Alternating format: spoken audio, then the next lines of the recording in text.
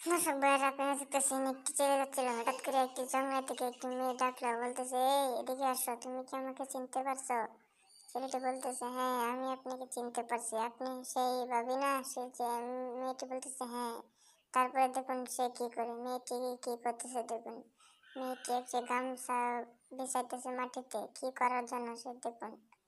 তারপরে ছেলেটি বলতেছে তুমি গামছা বিছাও, আমি দেখি আশেপাশে কেউ আসে কিনা।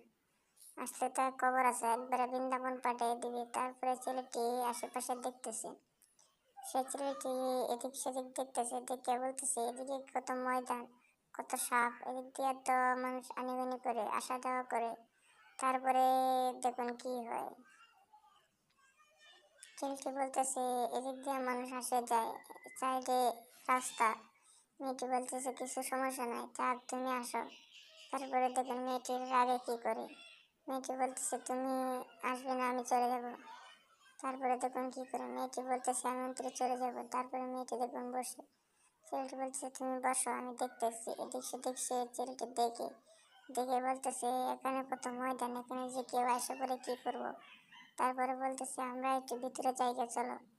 তারপরে মেয়েটি দেখুন কি করে, মেয়েটি বলতেছে আমি ভিতরে চলে যাব। তারপরে মেয়েটি দেখুন, মেয়েটি বলতেছে তুমি যাবে না, আমি চলে যেতাম। তারপরে দেখুন কি হয়, বলতেছে তুমি এদিক দিয়ে যাও, দেখো কেউ আছে নাকি।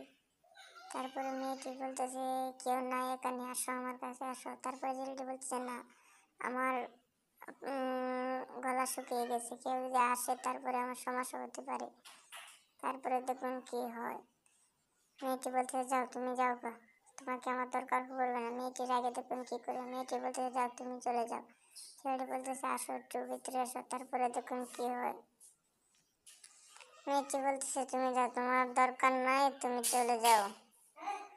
মেয়েটি এর আগে বলতেছে তুমি চলে যাও, আমি তুমি না হলে তোমাকে ফাঁসিয়ে দেবো, অন্য কাউকে ডাকবো।